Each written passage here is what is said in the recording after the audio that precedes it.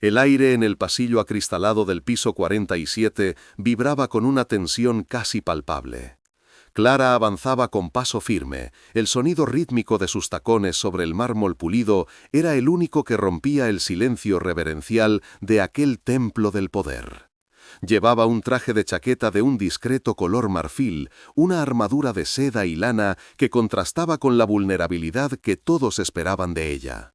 Al final del pasillo, la imponente puerta de caoba de la sala del Consejo de Administración la esperaba. Él, Arturo, su marido, el hombre que la había relegado a ser un mero adorno en su vida, creía que ella solo era una cara bonita para lucir en las fiestas y galas benéficas. Estaba convencido de que su valor se medía en quilates y en la elegancia de sus vestidos. Pero hoy, en la reunión de emergencia que decidiría el futuro de su imperio, ella no había acudido como su esposa. Estaba allí para reclamar lo que era suyo, y el desconcierto en los rostros de los hombres más poderosos de la ciudad al verla cruzar el umbral era solo el primer plato de un banquete que se serviría muy frío. Arturo la observó desde la cabecera de la inmensa mesa de reuniones, una sonrisa condescendiente dibujándose en sus labios. La vio detenerse en la puerta, su figura esbelta enmarcada por la luz de los ventanales panorámicos, y por un instante pensó que aquello era un último y patético intento de suplicar. Seguramente venía a llorar por los términos del divorcio, a implorar que no la dejara con las migajas que su equipo de abogados había preparado. Su presencia allí era una molestia, una interrupción inoportuna en un día crucial para la empresa. Miró su reloj de oro, un gesto estudiado para demostrar que su tiempo era valioso, y se preparó para despacharla con un par de frases cortantes. No podía permitirse distracciones, no cuando un misterioso fondo de inversión, un tal Orion Capital Group, estaba intentando una OPA hostil que amenazaba con arrebatarle el control. Lo que Arturo era incapaz de imaginar, cegado por años de una arrogancia sin límites, era que la mayor amenaza para su mundo no estaba en un correo electrónico de un fondo buitre, sino que acababa de entrar en la sala con sus propios pies. Para comprender la frialdad de acero en la mirada de Clara, esa calma gélida que desarmaba a todos en la sala, es necesario retroceder apenas 3 semanas. La escena era radicalmente distinta, aunque el ambiente de opulencia era el mismo. Se encontraban en la subasta de arte anual de la Fundación Ruiseñor, un evento donde la élite financiera del país no solo compraba arte, sino que reafirmaba su estatus. Las paredes estaban cubiertas de terciopelo carmesí, los candelabros de cristal de Bohemia arrojaban una luz cálida sobre los rostros de millonarios y aristócratas, y el champán francés fluía sin cesar. Clara, vestida con un elegante vestido de noche azul zafiro, se sentía como una pieza más de la colección, un objeto de lujo que Arturo exhibía con orgullo. Durante años había aceptado ese papel en silencio, soportando la invisibilidad a cambio de una vida de comodidades. Pero esa noche, algo dentro de ella, una grieta que llevaba tiempo formándose, estaba a punto de romperse de forma definitiva e irreparable, desencadenando una tormenta que nadie, y mucho menos Arturo, vería venir. El momento exacto de la fractura llegó frente a un lienzo de un joven artista emergente. Clara, que había estudiado historia del arte antes de que Arturo la convenciera de que su único proyecto debía ser él, hizo una observación aguda sobre la influencia del expresionismo abstracto en la técnica del pintor. Varios invitados cercanos asintieron con interés, impresionados por su conocimiento. Fue entonces cuando Arturo, sintiendo que el foco de atención se desviaba de él por un instante, la interrumpió con una risa forzada. Poniendo una mano sobre su hombro, de una forma que parecía protectora pero que en realidad era controladora, dijo en voz alta para que todos lo oyeran: «Cariño, deja las decisiones de inversión para los que sabemos de esto.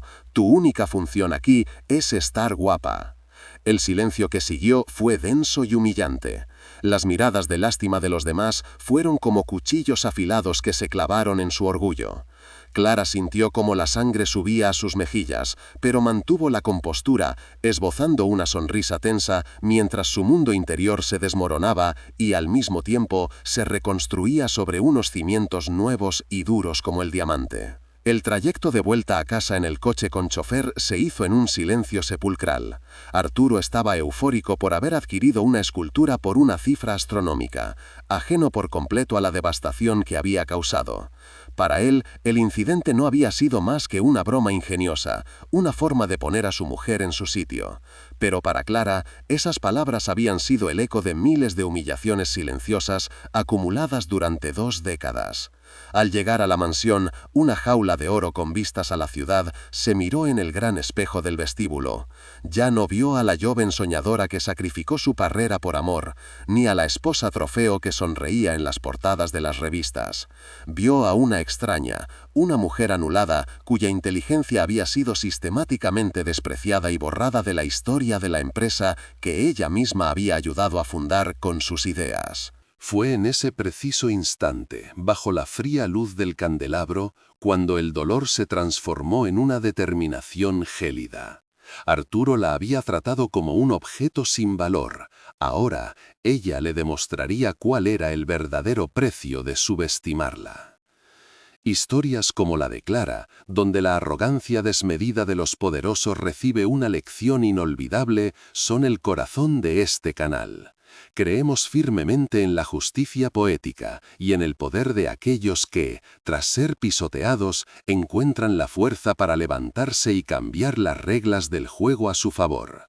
Si eres de los que disfruta viendo cómo la inteligencia y la paciencia se convierten en las armas más letales contra la soberbia, estás en el lugar correcto.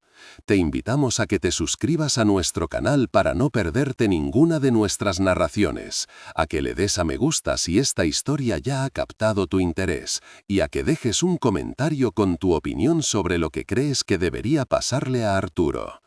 Y si conoces a alguien que necesita un recordatorio de que nunca se debe subestimar a una persona silenciosa, comparte este vídeo. A veces, las mayores batallas se ganan en el más absoluto de los secretos, preparando el golpe final mientras el enemigo celebra una victoria que no es real. De vuelta en la sala del consejo, el eco de aquella humillación pública alimentaba la serenidad de Clara. Cada paso que daba hacia la gran mesa de caoba era firme y deliberado. Los miembros del consejo, hombres acostumbrados a devorar a sus rivales en negociaciones hostiles, la miraban con una mezcla de curiosidad y desdén. Arturo, recuperando su compostura, carraspeó y se dirigió a ella con un tono falsamente amable. «Clara, ¿qué haces aquí? Estamos en medio de algo muy importante. Si es por el acuerdo, mis abogados te llamarán más tarde. Ahora, si nos disculpas». Pero ella no se detuvo. Siguió caminando hasta llegar a un asiento vacío, estratégicamente situado frente a él.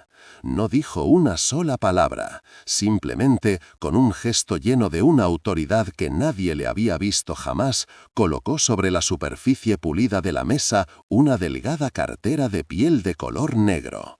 Un objeto tan simple y, sin embargo, en aquel contexto, tan cargado de una amenaza silenciosa que la tensión en la sala se volvió casi irrespirable. La cartera reposaba sobre la mesa, un rectángulo oscuro y ominoso en medio de los documentos de la fusión que Arturo estaba a punto de anunciar. Él la miró con impaciencia, esperando que ella finalmente hablara, que rompiera el silencio y le diera la oportunidad de expulsarla de allí. Pero Clara permaneció callada, sus ojos fijos en él, con una expresión indescifrable. Fue el abogado de la empresa, un hombre mayor de cabello canoso llamado Mateo, quien notó el detalle que a todos los demás se les había escapado. Grabado en una discreta placa de plata en la esquina de la cartera había un nombre: Orion Capital Group. Los ojos de Mateo se abrieron de par en par, su rostro perdió todo el color y un sudor frío comenzó a perlar su frente. Miró a Clara, luego a la cartera y después a Arturo, que seguía sin entender nada. En ese instante, el experimentado abogado comprendió que no estaban ante la esposa despechada de su jefe, estaban ante el depredador que llevaban semanas intentando identificar y acababan de invitarlo a sentarse a su mesa. Para entender la magnitud de la tormenta que estaba a punto de desatarse en aquella sala de juntas, es imprescindible retroceder 20 años en el tiempo, a un pequeño piso de alquiler con más ideas que muebles. Allí se conocieron Clara y Arturo, dos jóvenes con ambiciones que parecían desproporcionadas para sus recursos. Él era el rostro del proyecto, un vendedor nato con un carisma arrollador capaz de encandillar a cualquiera. Ella, por su parte, era el cerebro silencioso, una estratega brillante con una licenciatura en económicas y un don innato para ver los patrones del mercado que otros ignoraban. Pasaban noches en vela dibujando planes de negocio sobre servilletas de papel, alimentados por café barato y un sueño compartido. Fue la visión de Clara, su meticuloso análisis de un nicho de mercado emergente, lo que les consiguió su primer inversor. Arturo pronunció el discurso, pero las palabras, los datos y la estrategia eran de ella. En aquellos inicios eran un equipo perfecto, una simbiosis donde la ambición de uno se sostenía sobre la inteligencia de la otra. El punto de inflexión llegó con la primera gran inyección de capital.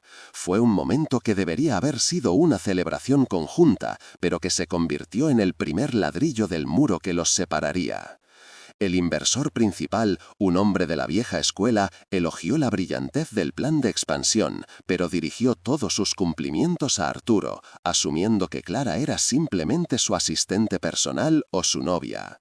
En lugar de corregirlo, Arturo aceptó el mérito con una sonrisa, poniendo un brazo sobre los hombros de Clara en un gesto que, ante los demás, parecía de inclusión, pero que en privado fue el primer acto de borrado. «Nosotros lo hicimos», le dijo ella más tarde. «Claro, cariño, pero en este mundo la historia necesita un solo héroe», respondió él, restándole importancia. Esa frase, aparentemente inofensiva, fue una profecía. A partir de ese día, el nosotros comenzó a desvanecerse lentamente, reemplazado por el eco cada vez más sonoro del yo de Arturo, un pronombre posesivo que se apoderaría de todo lo que habían construido. Juntos.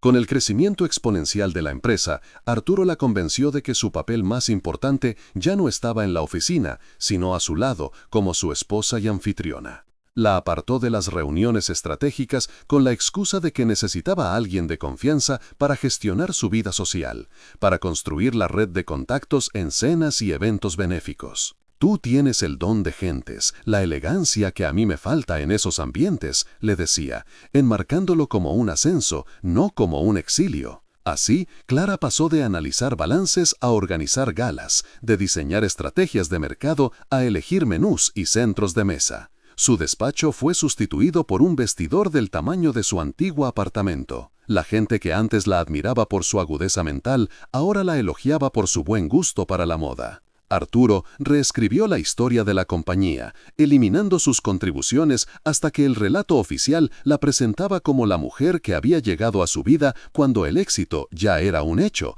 y no como la arquitecta que había diseñado los cimientos del imperio. En esa primera etapa de la empresa había una tercera pieza clave, el señor Soler, un veterano de la industria que había sido el mentor de Arturo y que invirtió una pequeña fortuna personal como capital semilla. Soler siempre vio el verdadero motor detrás del éxito. «Esa chica vale su peso en oro, Arturo, no la pierdas de vista», le aconsejaba a menudo. Pero a medida que la soberbia de Arturo crecía, la presencia de Soler, un recordatorio constante de sus humildes comienzos y de la inteligencia de Clara, se volvió incómoda. En una maniobra cruel y calculada, Arturo aprovechó una pequeña crisis de mercado para culpar a Soler de una mala decisión, forzando su salida del Consejo de Administración y comprando su participación a un precio irrisorio. Clara intentó interceder, pero Arturo fue tajante. «Son negocios, Clara. Él ya no encaja en nuestra visión de futuro». La expulsión de Soler no solo fue una injusticia, sino una advertencia. Arturo estaba dispuesto a eliminar a cualquiera que pudiera dar testimonio de la verdad sobre cómo se había forjado su fortuna. Fue por esa época cuando Clara recibió la noticia del fallecimiento de su abuela, una mujer austera y sabia, que le dejó una herencia modesta pero significativa. Por primera vez en años, Clara tomó una decisión financiera sin consultar a Arturo. Intuyó con una claridad escalofriante que aquel dinero era más que un simple legado. Era una semilla de independencia, una vía de escape que debía proteger a toda costa. En lugar de depositarlo en la cuenta conjunta que compartían, abrió una cuenta de inversión a su nombre en un banco discreto, utilizando su apellido de soltera. Al principio lo gestionaba con cautela, casi como un pasatiempo secreto. Mientras Arturo le entregaba una generosa asignación mensual para sus gastos, tratándola como a una niña a la que se le da la paga, ella desviaba en silencio una parte de ese dinero a su cartera de inversiones. Era su pequeño acto de rebelión, un fondo de guerra que crecía lentamente en las sombras, alimentado por la arrogancia de un hombre que creía que su mujer no sabía ni lo que era un bono del tesoro. Mientras el patrimonio secreto de Clara florecía en la oscuridad, la vida pública de Arturo se volvía cada vez más ostentosa y su desprecio hacia ella más evidente. Contrató a un ejército de asesores de imagen, publicistas y abogados que pulían su leyenda de genio hecho a sí mismo. Fue entonces cuando apareció Vanessa, una joven influencer digital cuya ambición solo era superada por su superficialidad. Era todo lo que Clara no era, ruidosa, exhibicionista y completamente dependiente de la admiración ajena. Arturo no se molestó en ser discreto, la llevaba a los restaurantes de moda, le compraba regalos extravagantes y permitía que su relación se convirtiera en un secreto a voces dentro de su círculo social. Para Clara, la infidelidad era dolorosa, pero lo verdaderamente humillante era la elección de su sustituta. Arturo no la estaba cambiando por otra mujer, la estaba reemplazando por una caricatura, una versión más joven y vacía del papel de mujer trofeo que él mismo le había impuesto a ella, demostrando que su valor era completamente intercambiable. Las noches en la mansión se volvieron largas y solitarias. Arturo llegaba cada vez más tarde, oliendo a un perfume que no era el de ella y con excusas cada vez más pobres. Clara dejó de esperarlo. En cambio, usaba esas horas de silencio para sumergirse en el mundo que él le había arrebatado. Con su tableta, desde la soledad de su biblioteca, seguía los mercados globales, devoraba informes financieros y perfeccionaba su estrategia de inversión. Fue entonces cuando decidió contactar con el señor Soler. Lo encontró viviendo una vida tranquila, alejada del ruido corporativo, pero con la mente más afilada que nunca. Al principio, Soler se mostró reacio, herido por la traición de Arturo, pero cuando Clara le explicó su situación y le mostró el crecimiento de su cartera de inversiones, una chispa de admiración brilló en sus ojos. Vio en ella a la misma joven brillante que había conocido años atrás, pero forjada con el acero de la decepción. Se convirtió en su mentor secreto, su consejero en la sombra, ayudándola a transformar su pequeño fondo de guerra en un arma financiera de precisión. El desprecio de Arturo alcanzó un nuevo nivel una tarde, durante una cena con unos posibles socios alemanes. Clara, que hablaba un alemán fluido gracias a sus años de universidad, intervino para aclarar un complejo punto contractual que el traductor estaba simplificando en exceso. Su intervención fue precisa, elegante y demostró un profundo conocimiento del derecho mercantil internacional. Los socios alemanes quedaron visiblemente impresionados, dirigiendo sus preguntas técnicas directamente a ella. Arturo, en lugar de sentirse orgulloso, sintió su ego amenazado. En cuanto los invitados se marcharon, la arrinconó en el salón, su rostro contraído por la furia. ¿Quién te crees que eres? ¿Mi abogada? Tu trabajo es sonreír y servir el vino, no interrumpir mis negocios con tus opiniones de aficionada. No vuelvas a humillarme así nunca más, le espetó, con un veneno en la voz que la dejó helada. Esa noche, Clara comprendió que él no solo la había borrado de su pasado, sino que odiaba cualquier indicio de que la mujer inteligente que fue todavía existiera bajo la superficie. Pocas semanas después, la hostilidad de Arturo se materializó en un plan concreto. Durante una llamada telefónica que él creía privada, Clara le oyó hablar con su abogado principal sobre los términos de su divorcio. La conversación fue brutalmente clara. Planeaba activar una cláusula del acuerdo prenupcial que, según él, la dejaría con una suma generosa pero controlada, una fracción insignificante del imperio que ella había ayudado a construir. Hablaba de ella como si fuera un activo a liquidar, una empleada a la que se despide con un finiquito. Quiero que esté fuera de mi vida y de mis finanzas antes de fin de año, que se compre un piso bonito y se dedique a la jardinería. No quiero problemas, dijo con una frialdad que le heló la sangre. Él estaba convencido de que ella firmaría cualquier cosa, que no tendría ni los recursos ni el coraje para luchar.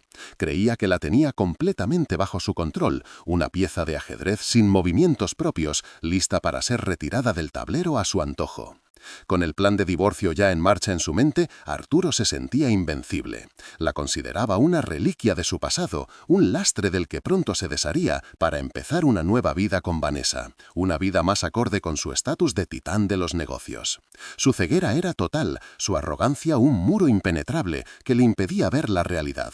No podía imaginar que cada palabra de desprecio, cada humillación, cada acto de borrado no habían destruido a Clara, sino que la habían estado forjando. Mientras él planeaba cómo deshacerse de ella con migajas, ella, con la ayuda de Soler, estaba finalizando los detalles de una operación financiera a gran escala, utilizando un vehículo de inversión con un nombre en clave, Orion Capital Group. El escenario para la confrontación final estaba casi listo. Solo faltaba una última humillación, una ofensa tan pública y tan hiriente que sirviera como la chispa definitiva para prender la mecha que él jamás vería venir. Esa chispa llegaría en la subasta de arte. La humillación en la subasta fue solo el prólogo de una sinfonía de crueldad orquestada por Arturo. Lejos de disculparse, al llegar a casa la acusó de haberle puesto en ridículo. Intentar parecer inteligente solo te hace quedar como una provinciana con ínfulas, Clara. No entiendes que tu silencio es tu mayor virtud, le espetó, mientras se aflojaba el nudo de la corbata con el rostro endurecido por la ira.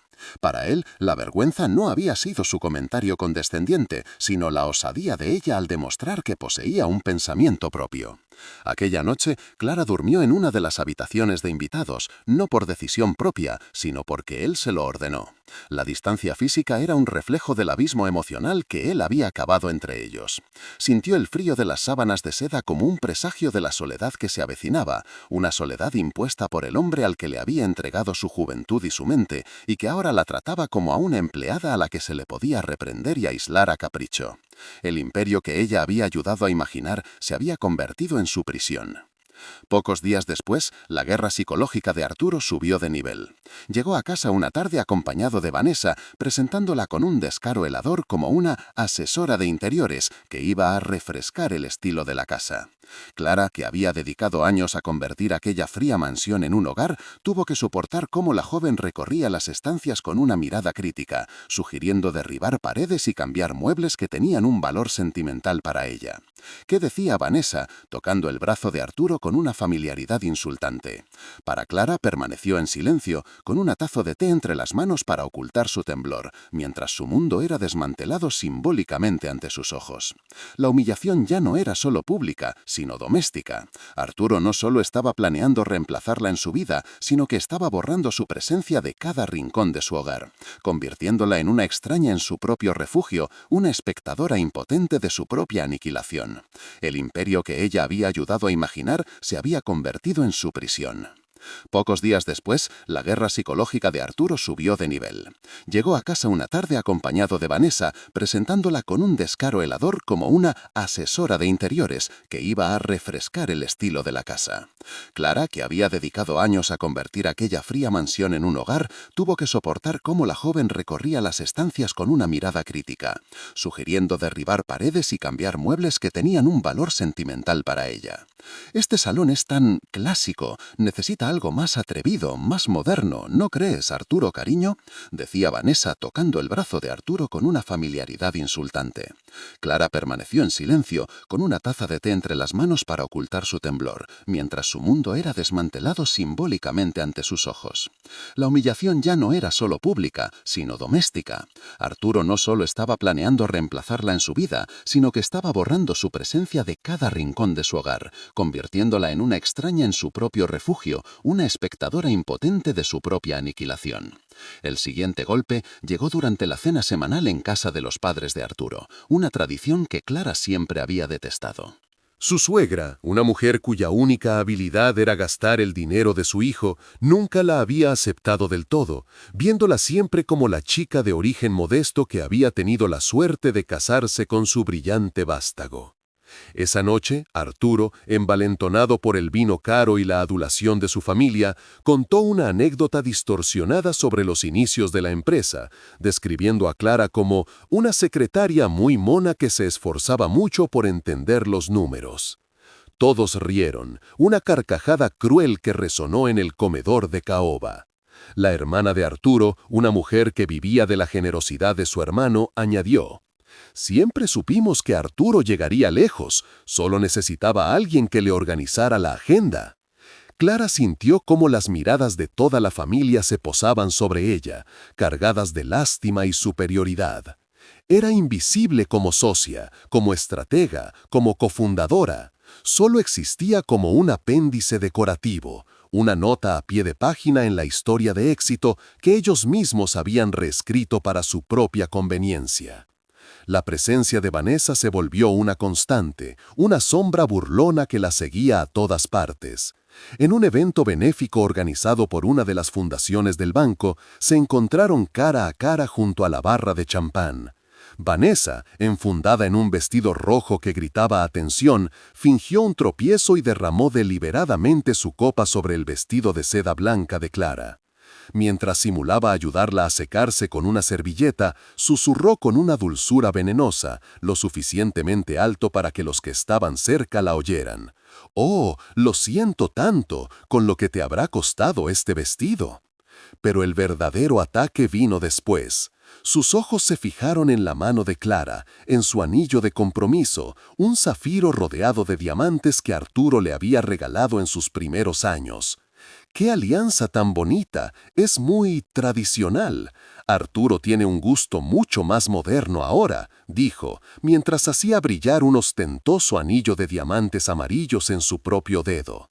El mensaje era inequívoco: Clara era el pasado, una reliquia anticuada, y Vanessa era el futuro, brillante y costoso.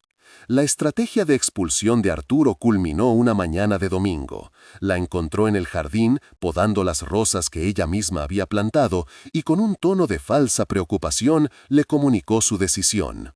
«He pensado que, con la reforma que vamos a empezar, el polvo y el ruido te van a molestar mucho.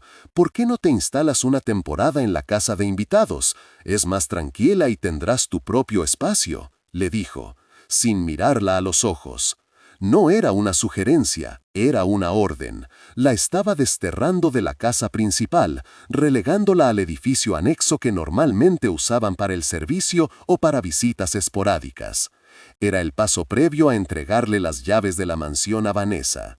Clara sintió que el suelo se abría bajo sus pies. Aquella casa era el único territorio que aún sentía como suyo, el último bastión de su identidad como esposa y señora de la casa. Ahora él se lo arrebataba sin el menor pudor, tratándola como a una inquilina molesta a la que se traslada a una habitación más pequeña mientras el dueño decide qué hacer con la propiedad. En la soledad de la casa de invitados, rodeada de muebles impersonales y un silencio que zumbaba en sus oídos, Clara tocó fondo. Se miró en el espejo y apenas reconoció a la mujer que le devolvía la mirada. Tenía los ojos hinchados por las lágrimas que no se había permitido derramar en público y una expresión de derrota que nunca antes había visto en su rostro. Se sentía despojada, no solo de su hogar, sino de su propia historia. Cada objeto en la casa principal, cada libro en la biblioteca, cada cuadro en la pared había sido elegido por ella, era parte de su vida. Ahora, todo eso sería juzgado y probablemente desechado por Vanessa. La sensación de ser reemplazable, de que 20 años de su vida podían ser borrados con una simple mano de pintura y unos muebles nuevos, era devastadora. La vergüenza que sintió en la subasta era un rasguño, como esta profunda herida de anulación. Quiso desaparecer, disolverse en la nada, convertirse en el fantasma que Arturo ya creía que era. La crueldad de Arturo no conocía límites. Una semana después de su exilio a la casa de invitados, la llamó por el interfono para pedirle un favor. Iba a organizar un viaje de fin de semana a la costa con unos inversores muy importantes y necesitaba que ella se encargara de toda la logística. Tú eres tan buena con estas cosas, cariño. Reserva el jet privado, el mejor hotel, asegúrate de que tengan champán francés y caviar a su llegada, le indicó, con la misma naturalidad con la que se le pide a una asistente que organice una reunión. Clara sabía perfectamente quiénes eran esos inversores, Vanessa y su círculo de amigos superficiales. La estaba obligando a organizar el viaje romántico de su propia sustituta, a ser la arquitecta de su propia humillación. Con el corazón hecho pedazos, se sentó frente al ordenador y empezó a hacer las reservas. Cada clic del ratón era como un martillazo. Estaba pagando con su dignidad el escenario de la felicidad de su marido con otra mujer, reducida al papel de una eficiente y anónima empleada. El golpe de gracia se lo propinaron en el cumpleaños de su sobrino, el hijo de la hermana de Arturo. La celebración tuvo lugar en la casa de campo familiar, una propiedad que Clara había salvado de la ruina años atrás con una inteligente reestructuración de la hipoteca, un detalle que todos habían olvidado convenientemente. Durante la fiesta, nadie le prestó atención. Mientras Arturo y Vanessa recibían a los invitados como si fueran los anfitriones, a ella la arrinconaron con los niños más pequeños. «Clara, ¿a ti que se te dan tan bien los críos, puedes echarles un ojo mientras los mayores hablamos?», le dijo su cuñada con una sonrisa condescendiente. Pasó toda la tarde sirviendo zumos, limpiando caras pegajosas y evitando que los niños se cayeran a la piscina, completamente invisible para el resto de los adultos. Era la niñera no remunerada, la tía solícita cuyo único propósito era facilitar la diversión de los demás. Nadie le dirigió la palabra, nadie le agradeció su ayuda. Simplemente existía para servir, una pieza funcional y silenciosa en el engranaje de la felicidad familiar de la que ella ya no formaba parte. Esa misma noche, al regresar a la solitaria casa de invitados, agotada y con el espíritu por los suelos, escuchó la voz de Arturo a través de la ventana abierta de su despacho en la casa principal. Estaba hablando por teléfono con su abogado, y su tono era relajado, casi divertido. «El divorcio será un mero trámite. Ella no tiene nada, firmará lo que sea con tal de recibir su pequeña asignación. Es completamente inofensiva, nunca ha sabido lo que es un contrato en su vida. Sinceramente, a veces creo que ni siquiera sabe sumar 2 y 2 sin ayuda». La risa de Arturo, una risa hueca y llena de desprecio, atravesó la noche y se clavó en el corazón de Clara como un puñal de hielo. Inofensiva. No sabe sumar. Esa fue la gota que colmó el vaso. No fue el dolor de la traición, ni la humillación de ser reemplazada. Fue el absoluto y total menosprecio a su inteligencia, la negación de la esencia misma de quién era ella. En ese instante, algo se rompió dentro de ella, pero no para hundirla, sino para liberarla. Clara entró en su habitación, cerró la puerta y se apoyó en ella, respirando profundamente. Las lágrimas habían cesado. El dolor abrasador que la había consumido durante semanas empezó a enfriarse, a solidificarse, transformándose en una calma gélida y una claridad mental aterradora. Se acercó al espejo y se miró fijamente a los ojos.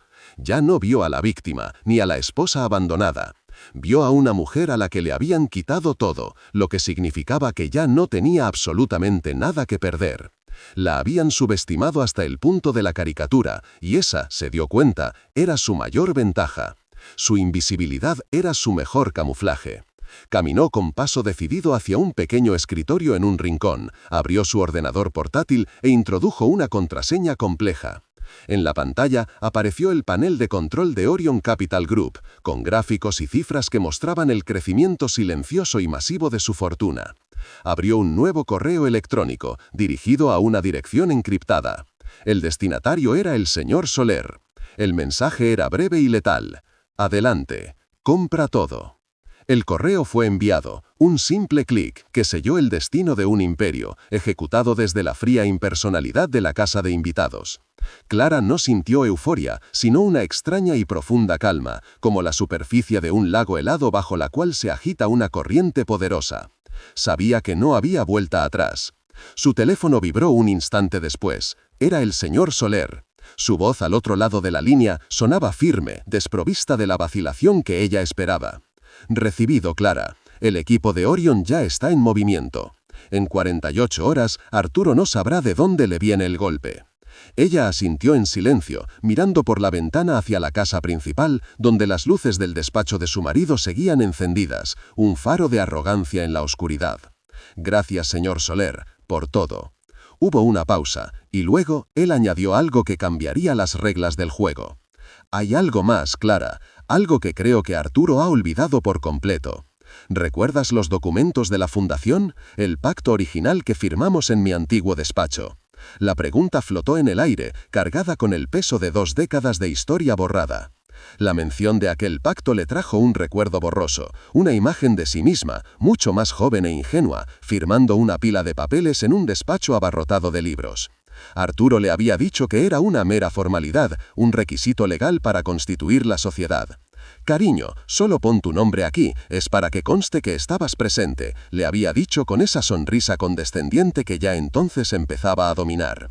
Ella nunca le dio importancia, asumiendo que con el crecimiento de la empresa, la creación de nuevos consejos y la emisión de acciones, aquel documento inicial había quedado reducido a una simple anécdota, a papel mojado. «Sí, lo recuerdo», respondió a Soler con un hilo de voz, «pero dudo que tenga algún valor legal a día de hoy». Arturo se encargó de reestructurar todo para que solo su firma contara. Soler emitió un sonido seco, casi una risa. «La arrogancia tiene mala memoria, Clara. Conservo una copia compulsada de ese pacto, y creo que deberías leerlo con mucha atención. Hay una cláusula que escribí yo mismo para proteger a los fundadores de la tiranía de uno solo».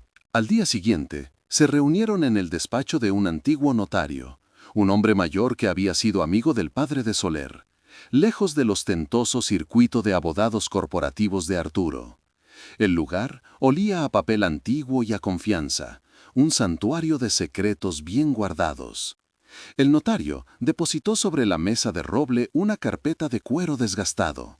Dentro, cuidadosamente conservado en una funda de plástico, estaba el Pacto Fundacional de Proyectos Globales S.A., el nombre original de la empresa, antes de que Arturo lo rebautizara con su propio apellido.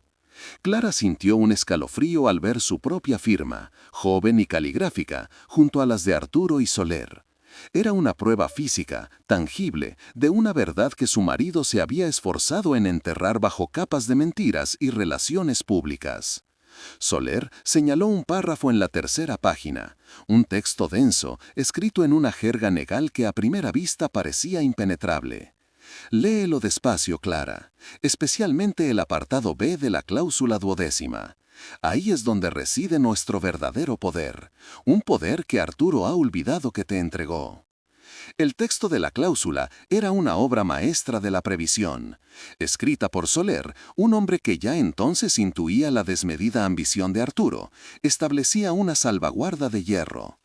El apartado B especificaba que cualquier decisión que afectara a la estructura fundamental de la empresa, una venta, una fusión, la disolución de la sociedad o la transferencia de más del 40% del capital a un tercero, requería la aprobación unánime y por escrito de los 3 socios fundadores originales. Si uno de ellos fallecía, su derecho a veto no desaparecía, sino que pasaba a sus herederos legales. Pero si los 3 vivían, sus firmas eran indispensables. El abogado de Clara, un hombre discreto que ella había contratado por recomendación de Soler, leyó la cláusula 2 veces y levantó la vista, con los ojos abiertos de asombro. «Este documento es inexpugnable», sentenció.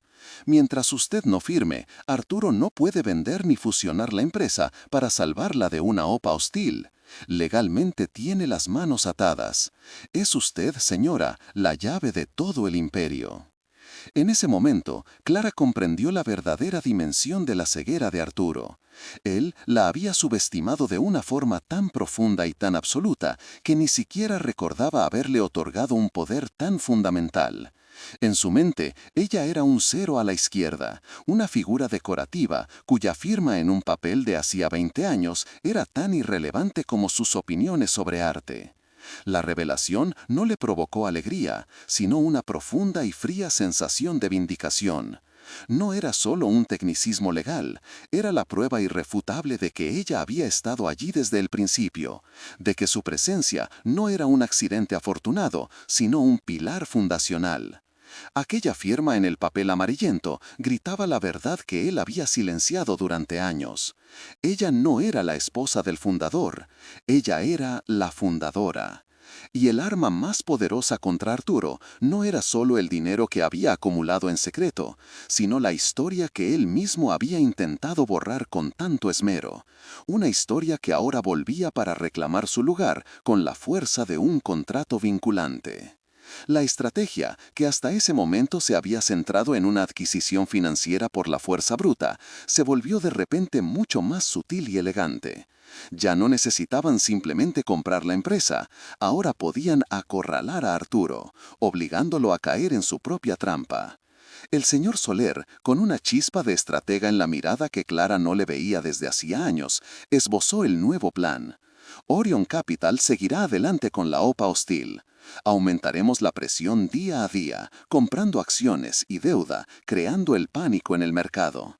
Arturo se verá contra la pared, desesperado. Su única salida será buscar un caballero blanco, otra empresa con la que fusionarse para diluir nuestro poder y salvar su puesto. Clara continuó la línea de pensamiento, su mente funcionando a una velocidad vertiginosa. Y cuando anuncie esa fusión salvadora en la junta de accionistas, creyendo que ha ganado, yo apareceré. Y le recordaré que necesito mi firma, una firma que jamás obtendrá. El plan era diabólico en su simplicidad y perfecto en su ejecución. No era una simple venganza, era justicia poética.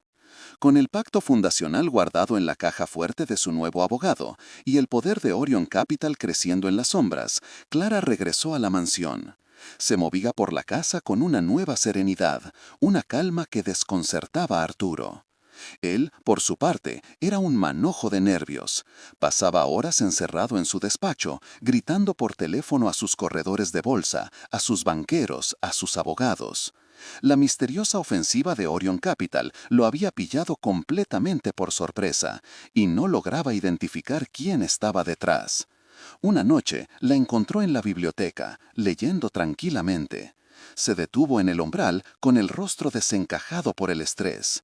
No sé qué demonios pasa, pero algún fondo buitre está intentando destrozarme, a mí, exclamó, buscando una simpatía que ya no existía. No te preocupes, cariño, dijo ella, sin levantar la vista de su libro.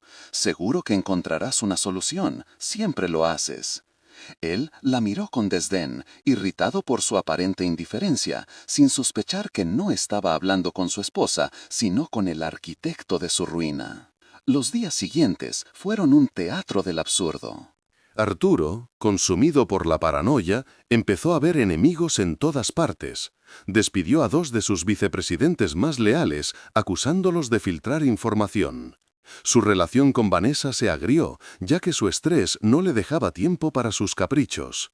Pasaba las noches en vela, analizando cada movimiento de Orión, sintiendo cómo el control se le escapaba de las manos como arena fina.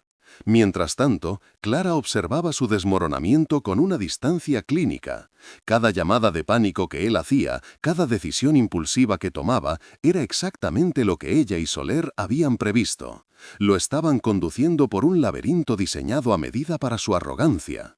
Él seguía viéndola como un mueble más de la casa, una presencia silenciosa e irrelevante en medio de su tormenta personal. No podía imaginar que aquella mujer, a la que consideraba demasiado simple para entender el mundo de los negocios, era la jugadora de ajedrez que movía las piezas en el tablero, anticipando cada uno de sus movimientos y preparándose para el jaque mate final. Mientras Arturo se ahogaba en su propia tormenta, creyó encontrar un salvavidas. Un conglomerado tecnológico rival, liderado por un viejo conocido tan vanidoso como él, se mostró interesado en una fusión estratégica. Para Arturo era la jugada maestra, diluiría las acciones de Orion Capital hasta hacerlas irrelevantes, salvaría su puesto como CEO y de paso crearía un gigante industrial aún más poderoso. Se sintió un genio, un estratega invencible que había burlado a la muerte corporativa. Envalentonado por esta aparente victoria, llamó a su equipo de abogados con una orden tajante: acelerar el divorcio. Les instruyó para que redactaran un acuerdo final, ofreciéndole a Clara una suma que, aunque generosa para una persona normal, era una ofensa en comparación con la fortuna que él controlaba. «Quiero que firme y desaparezca antes de que anunciemos la fusión. No quiero que su nombre ensucie mi mayor triunfo», les dijo, convencido de que ella aceptaría las migajas con gratitud, como siempre había hecho con todo lo que él le había concedido. Lejos del frenesí de los despachos de la City financiera, en una discreta notaría del casco antiguo de la ciudad, Clara se reunía con el señor Soler y su nuevo abogado. Sobre una mesa de madera maciza, cubierta de documentos encuadernados, trazaban las últimas líneas de su estrategia. No había gritos ni llamadas desesperadas, solo la calma metódica de un plan que se acercaba a su ejecución perfecta. Revisaron por última vez el poder notarial, que la acreditaba como la única beneficiaria y representante de Orion Capital Group. Repasaron los informes que detallaban la adquisición del 51% de las acciones de la compañía, una mayoría absoluta indiscutible, y finalmente volvieron a leer la cláusula 12ª del pacto fundacional. El abogado, un hombre de pocas palabras pero de mente afilada, asintió con una media sonrisa. «Tienen un misil nuclear, y Arturo cree que solo le están tirando piedras», sentenció. Clara sintió una extraña serenidad. Cada movimiento de su marido, cada decisión arrogante, no hacía más que conducirlo más deprisa a la trampa que ella, con paciencia y precisión, había construido a su alrededor. Arturo, ebrio de su propia brillantez, no tardó en mover ficha públicamente. Convocó una rueda de prensa de urgencia en el auditorio de la sede central de la empresa. Frente a un mar de cámaras y periodistas, anunció con pompa y circunstancia la inminente fusión entre iguales que salvaría a la compañía de las garras de un fondo buitre especulador y sin rostro. Se presentó a sí mismo como el salvador, el visionario que, en el momento más oscuro, había encontrado la luz. Los titulares de la prensa económica del día siguiente lo aclamaron, sus acciones personales se revalorizaron. Vanessa, viendo las noticias desde el salón de la mansión que ya sentía como suyo, brindó sola con una copa de champán. Ya se imaginaba como la esposa del CEO, del conglomerado más importante del país, planeando fiestas aún más extravagantes y eligiendo un anillo de compromiso aún más grande. Para ellos, la guerra había terminado y habían ganado. No podían imaginar que solo estaban celebrando el éxito de una maniobra de distracción, mientras el verdadero ejército enemigo se preparaba para tomar la ciudadela sin disparar un solo tiro.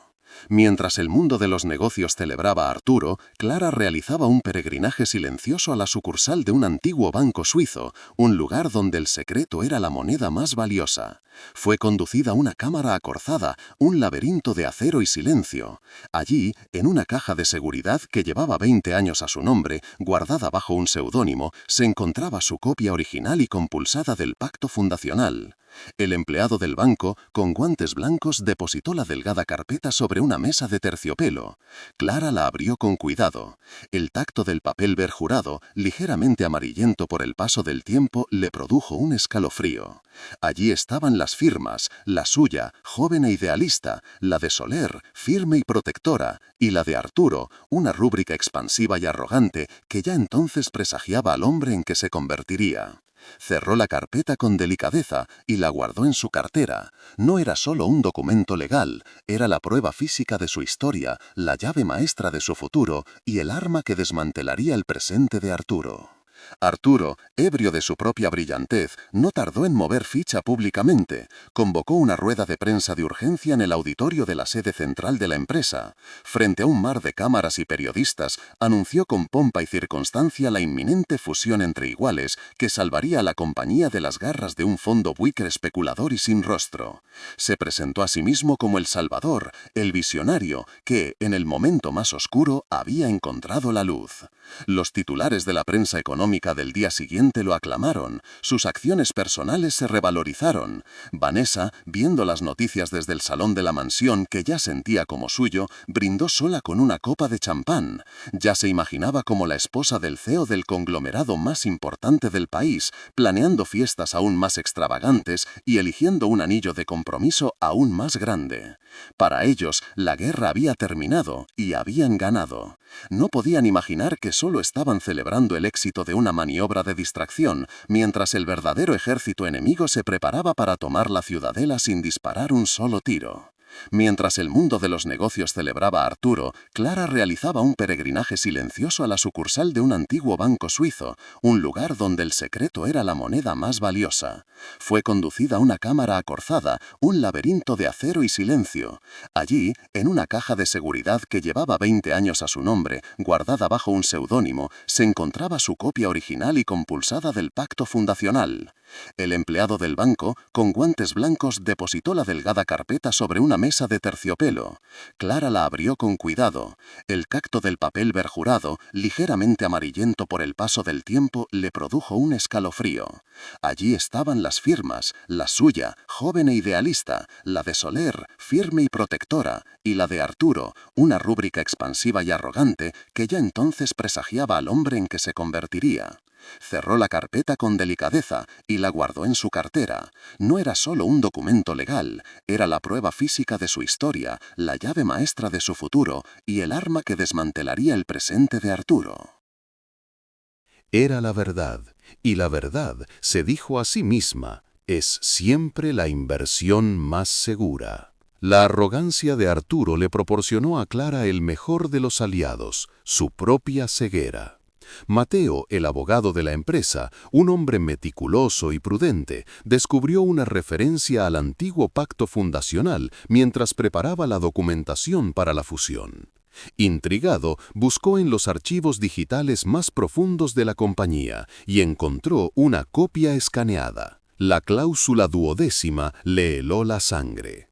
Corrió al despacho de Arturo con la tableta en la mano para advertirle del posible obstáculo. «Señor, he encontrado algo. El pacto original requiere la firma de los 3 fundadores para una operación como esta. Necesitamos la firma de su esposa». Arturo ni siquiera levantó la vista de los planos de su nuevo yate. Se rió, un sonido seco y despectivo. «La firma de Clara, por el amor de Dios, Mateo, ese papelucho no vale ni para encender un puro. Clara no sabría distinguir una acción de una obligación. Ocúpese de lo importante y no me haga perder el tiempo con fantasmas del pasado». Mateo se retiró en silencio, con el terrible presentimiento de que su jefe acababa de ignorar el iceberg que tenía justo delante. La noche antes de la reunión del consejo, Clara no durmió. Pero no fue una noche de ansiedad, sino de preparación metódica, como un general antes de la batalla decisiva. En la impersonal habitación de la casa de invitados, extendió sobre la cama el traje de chaqueta de color marfil que había elegido. No era una elección de moda, era una declaración de intenciones, el color de la paz, pero cortado como una armadura. A su lado, colocó la delgada cartera de piel negra con el discreto logo de Orion Capital Group.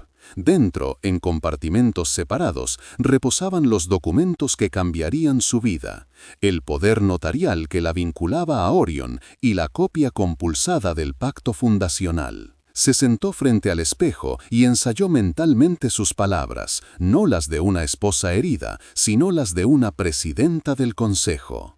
No había ira en su voz, solo una autoridad fría y precisa.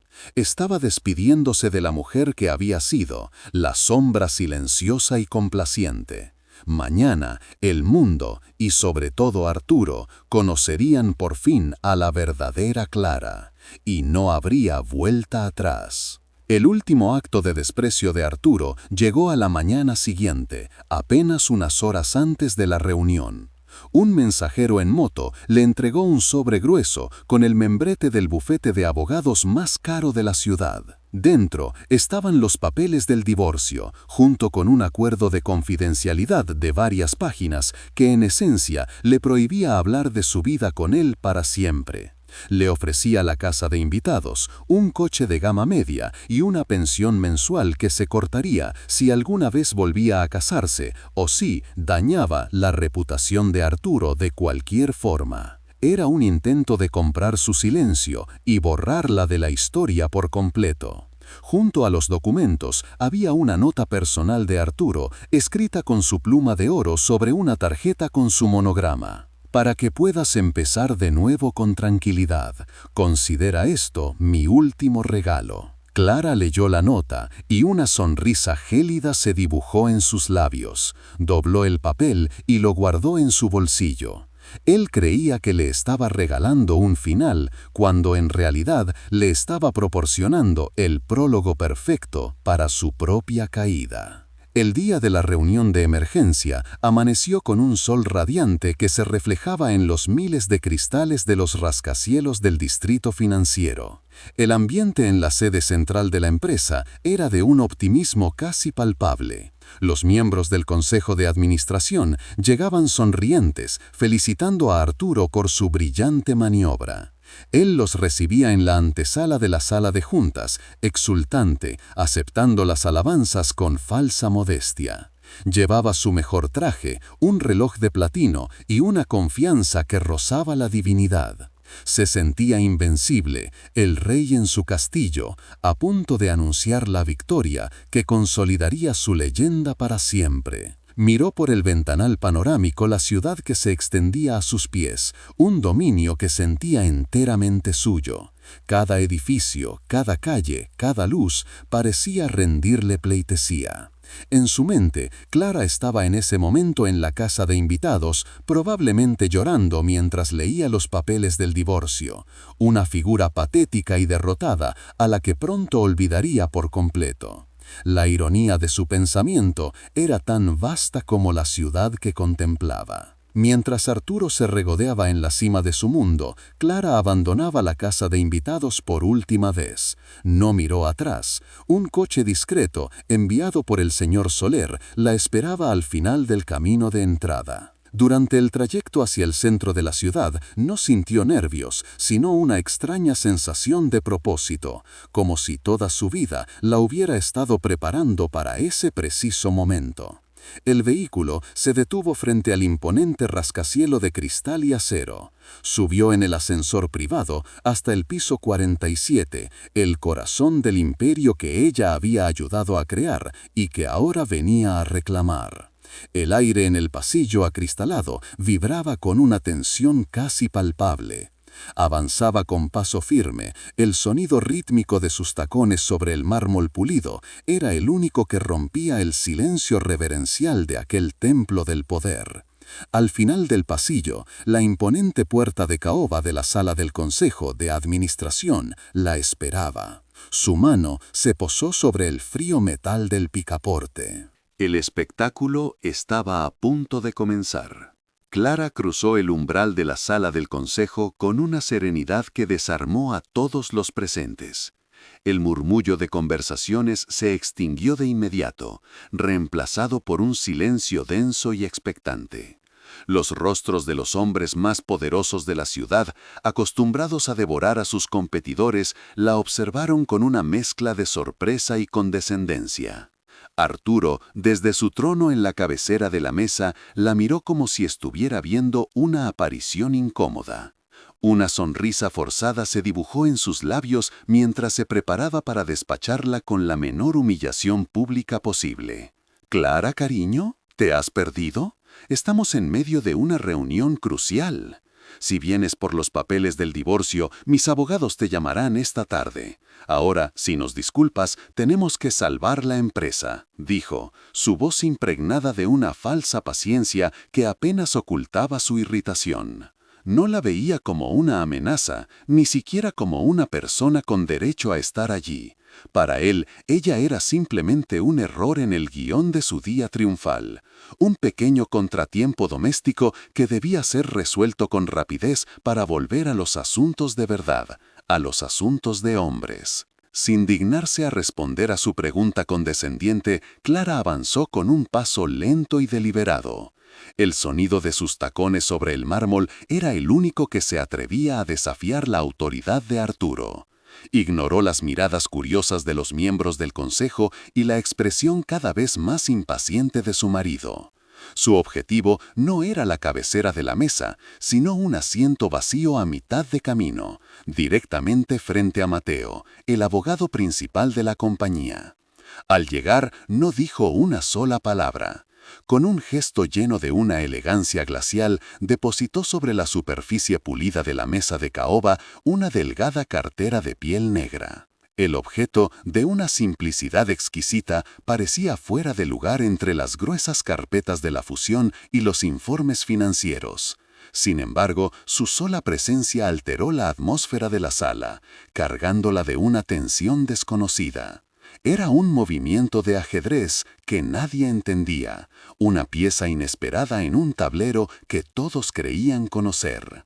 Arturo frunció el ceño, confundido por su silencio, viéndolo como un acto de rebeldía infantil, sin comprender que acababa de presenciar el primer movimiento de su propio jaque mate. Fue Mateo, el veterano abogado de cabello canoso, quien lo vio primero. Mientras Arturo se preparaba para ordenarle a Clara que se marchara, los ojos de Mateo se fijaron en una pequeña placa de plata grabada en la esquina de la cartera.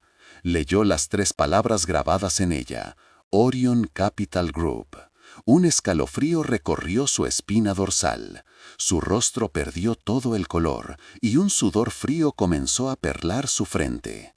Levantó la vista bruscamente, mirando a Clara no como la esposa florero de su jefe, sino como si estuviera viendo un fantasma. El fondo de inversión anónimo, el depredador sin rostro que los había estado acosando durante semanas, el motivo de aquella reunión de emergencia, tenía un nombre. Y ese nombre ahora reposaba sobre la mesa, traído por la mujer que todos en esa sala consideraban la persona más inofensiva y relevante del mundo. Mateo tragó saliva, su mente de jurista conectando las piezas a una velocidad vertiginosa. Miró a Arturo, que seguía sonriendo con arrogancia, ajeno a la bomba de relojería que acababa de activarse bajo su silla, y comprendió con un terror absoluto que la guerra no estaba a punto de empezar. La guerra ya había terminado, y ellos la habían perdido. Arturo, completamente ciego a la tormenta que se gestaba, carraspeó para recuperar la atención.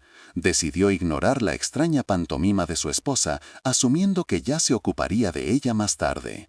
Se puso en pie, hinchando el pecho, y se dirigió al consejo con la voz de un líder a punto de anunciar una victoria histórica.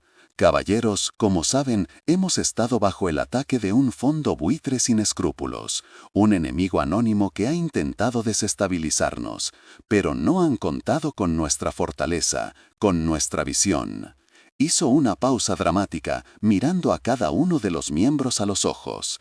Hoy me complace anunciar que he negociado una fusión estratégica con el grupo Titan Global. Juntos no solo seremos inmunes a esta OPA hostil, sino que crearemos el conglomerado más poderoso del país. Hemos ganado, caballeros. Hemos convertido una amenaza en nuestro mayor triunfo. Las palabras resonaron en la sala y algunos miembros del consejo empezaron a aplaudir discretamente. Arturo sonrió, el sabor de la victoria en sus labios. En ese momento de máxima soberbia se sintió un dios de las finanzas, un titán invencible, que había doblegado el destino. Fue entonces cuando la voz de Clara, tranquila pero cortante como el filo de un bisturí, atravesó el aire de celebración. Me temo que esa fusión no va a poder llevarse a cabo, Arturo. Todos los ojos se volvieron hacia ella. Arturo la miró, su rostro contraído por la furia ante la interrupción. ¿De qué demonios estás hablando?, espetó. Clara abrió lentamente la cartera de piel y extrajo un documento. No era un informe financiero moderno, sino varias hojas de papel amarillento unidas por un antiguo broche de latón. Lo deslizó con suavidad sobre la superficie pulida de la mesa hasta que se detuvo justo frente a Mateo. Arturo, ¿recuerdas el pacto fundacional que firmamos en el despacho del señor Soler hace 20 años? ¿El que te dio el capital inicial para empezar todo esto? Su voz era serena, pero cada palabra era un martillazo contra los cimientos del imperio de Arturo. La mención de Soler, un nombre prohibido durante años, y de aquel antiguo documento, un fantasma del pasado que todos creían enterrado, hizo que un silencio helado cayera sobre la sala. El triunfo de Arturo comenzaba a desmoronarse, carcomido por la historia que él mismo se había esforzado tanto en borrar. Mateo cogió el documento con manos temblorosas. Reconoció de inmediato el formato y los sellos notariales. Sus ojos recorrieron las páginas hasta detenerse en la cláusula 12ª, apartado B. Levantó la vista hacia Arturo. Su expresión era una mezcla de pánico y resignación. «Tiene razón», dijo con un hilo de voz. La cláusula especifica que cualquier fusión, venta o transferencia de más del 40% del capital requiere la aprobación unánime y por escrito de los 3 socios fundadores originales. Arturo lo miró con incredulidad. «Ese papel es historia antigua, no tiene ningún valor legal», gritó, perdiendo la compostura por primera vez. Mateo negó lentamente con la cabeza. «Me temo que sí lo tiene, señor. Es un contrato privado entre socios y sigue plenamente vigente. Sin la firma de la señora Clara y la del señor Soler, por cierto, esta fusión es legalmente imposible. Tiene las manos atadas». La verdad cayó sobre Arturo como una losa de granito. Estaba atrapado. La mujer que consideraba un 0 a la izquierda, la que creía que no sabía ni sumar, poseía el poder absoluto de veto sobre su salvación. Su brillante jugada maestra era inútil, bloqueada por una firma que jamás obtendría. Mientras Arturo procesaba la humillación de haber sido neutralizado por un tecnicismo olvidado, Clara volvió a hablar, su voz aún más fría y precisa. «Pero no te preocupes, Arturo. Bloquear tu desesperada fusión era solo una formalidad, el primer paso». Abrió de nuevo la cartera y sacó una segunda carpeta, esta vez de un blanco impoluto y con el logo de Orion Capital Group. La abrió y extrajo un poder notarial y un certificado de acciones. Los colocó suavemente sobre el pacto fundacional. El segundo paso es informar a este consejo de que la OPA hostil que tanto te preocupaba ha concluido con éxito esta misma mañana. Hizo una pausa, saboreando el momento, permitiendo que la incredulidad se apoderara de cada rostro en la sala. Orion Capital Group, la empresa que yo presido y de la que soy única beneficiaria, ahora posee el 51% de las acciones con derecho a voto de esta compañía. El silencio que siguió fue absoluto, tan profundo que se podía oír el latido acelerado de los corazones. La esposa trofeo, la mujer invisible, no era solo un obstáculo, era la dueña. El shock en la sala fue total. Los miembros del consejo miraban de Arturo a Clara, sus cerebros tratando de asimilar el cambio sísmico de poder que acababa de ocurrir. Arturo estaba pálido, boquiabierto, su rostro una máscara de incredulidad y furia impotente. Clara se puso lentamente en pie, y en ese gesto toda la dinámica de poder de la sala se reconfiguró a su alrededor.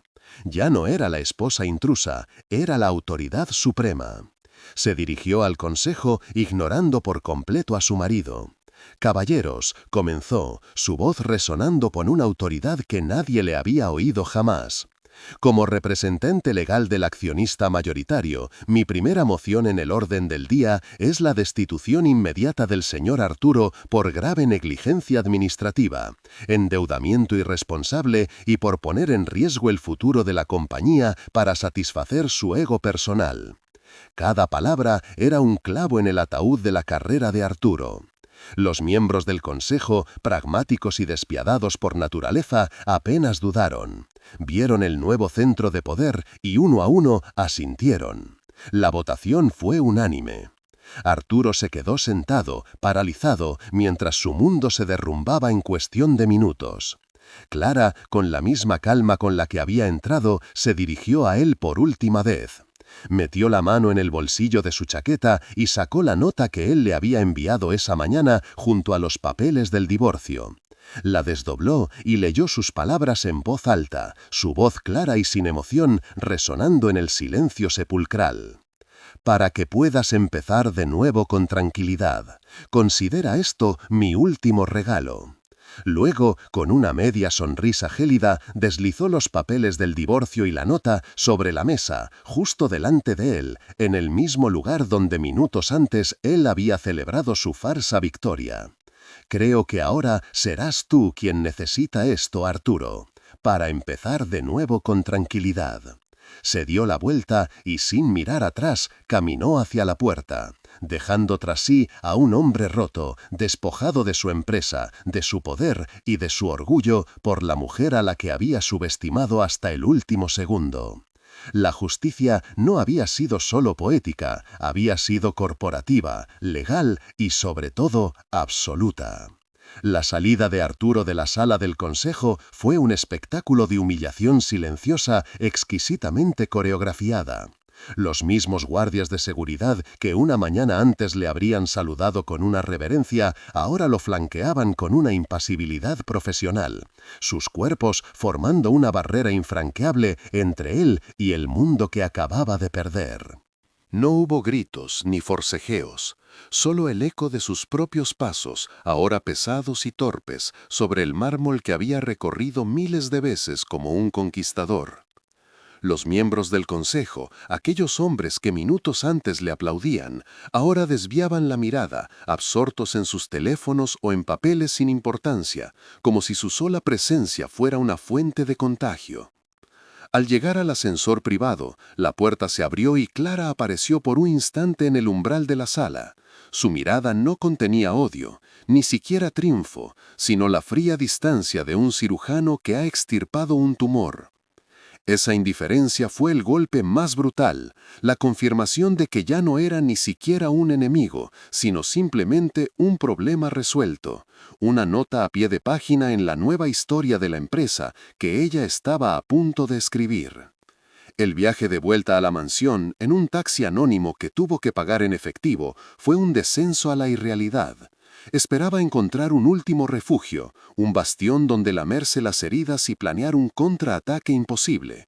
Pero al llegar, las imponentes verjas de hierro forjado no se abrieron. En su lugar, un discreto cartel pegado en el pilar de piedra le informó de que la propiedad había sido transferida a un fideicomiso bajo la administración de Orion Capital Group. Sus tarjetas de crédito ya no funcionaban. El acceso a sus cuentas bancarias personales, vinculadas a la empresa como garantía de préstamos que él había contraído de forma imprudente, había sido bloqueado. Estaba solo, en la acera, frente a la jaula de oro que había sido su palacio, con la única posesión del traje caro que llevaba puesto y un teléfono móvil que no tardaría en quedarse sin batería. Cada símbolo de su poder, desde el chofer hasta la llave de la puerta principal, le había sido arrebatado con una precisión quirúrgica, dejándolo despojado y tan vulnerable como un rey destronado en mitad de un desierto que él mismo había creado con su soberbia. La desintegración de su universo personal fue aún más rápida y cruel que su caída profesional. La primera llamada fue a Vanessa. Su voz, que hasta ayer era melosa y llena de promesas, se volvió cortante y metálica en cuanto comprendió que la fuente de diamantes y bolsos de lujo se había secado. «No me llames más, Arturo, no puedo permitirme estar asociada a un fracasado», le espetó antes de colgar. Luego llamó a su hermana, esperando un mínimo de consuelo familiar, pero solo encontró un torrente de reproches por haber perdido la fortuna que sostenía el estilo de vida de todos. Sus amigos, esos socios de golf y cenas exclusivas, de repente tenían sus agendas llenas para los próximos 6 meses. En menos de 24 horas, Arturo pasó de ser el centro de un sistema solar de aduladores a un agujero negro del que todos huían. El silencio de su teléfono era más ensordecedor que los aplausos que tanto anhelaba. Se dio cuenta con una claridad demoledora de que su poder no se basaba en el respeto ni en el carisma, sino en el miedo y la codicia que inspiraba. Y sin su dinero no era nadie, un fantasma social condenado a vagar por los márgenes del mundo que había despreciado. Mientras tanto, en el piso 47, Clara no se sentó en el trono de Arturo. Entró en el despacho panorámico, ese santuario del ego masculino, y lo primero que hizo fue pedir que retiraran la ostentosa placa de latón con el nombre de su exmarido. No la reemplazó por la suya, en su lugar hizo una sola llamada. Al otro lado de la línea, la voz del señor Soler sonó cautelosa, hasta que Clara pronunció las palabras que él llevaba 20 años esperando oír. «Señor Soler, la empresa vuelve a estar en manos de sus verdaderos fundadores. Me gustaría ofrecerle el puesto de consejero delegado. Necesitamos su experiencia y su integridad para reconstruir lo que la arrogancia ha destruido. Yo presidiré el consejo, pero la dirección ejecutiva es suya, si la acepta. Hubo un silencio cargado de emoción, seguido de un sí rotundo. Su primera decisión como presidenta no fue un acto de poder, sino de justicia y restauración. Demostró que su objetivo nunca fue la venganza personal, sino la restitución de un equilibrio, la devolución del mérito a quien lo merecía y la construcción de un futuro basado en la competencia, no en la tiranía. De pie, frente al inmenso ventanal, Clara contempló la misma vista que había embriagado a Arturo, pero donde él veía un reino a sus pies, un tablero de Monopoly para su disfrute personal, ella veía una red de vidas interconectadas, de empleados con familias, de sueños y responsabilidades. La herida de la invisibilidad, esa sensación de ser un adorno sin voz, había cicatrizado por completo. Ya no necesitaba la aprobación de nadie para saber quién era. El poder que ahora ostentaba no era un fin en sí mismo, sino una herramienta para garantizar que nadie más fuera borrado de la historia, que ninguna inteligencia fuera subestimada por la soberbia de otro. Una serena sonrisa se dibujó en sus labios, una sonrisa de liberación. No se había convertido en una versión femenina de Arturo, había emergido como la versión más auténtica de sí misma.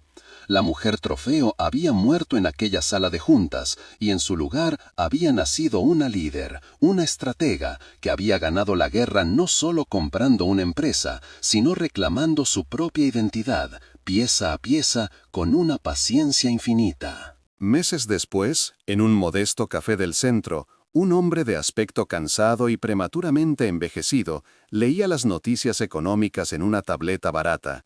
Era Arturo. Sus ojos se detuvieron en una fotografía a toda página. En ella, Clara, radiante y serena, recibía el premio a la empresaria del año por la espectacular recuperación de la compañía.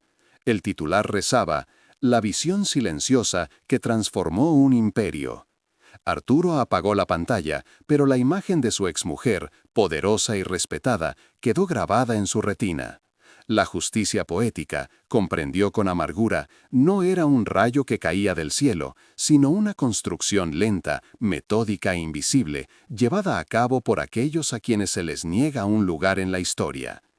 Él la había humillado, tratándola como un objeto ignorante en una subasta, sin darse cuenta de que, en el mercado de la vida, ella siempre había sabido el verdadero valor de las cosas. Y el precio de su arrogancia había sido simplemente todo. Su caída no fue un accidente, fue una inversión a largo plazo ejecutada por la persona que mejor conocía sus debilidades, porque ella misma las había visto nacer.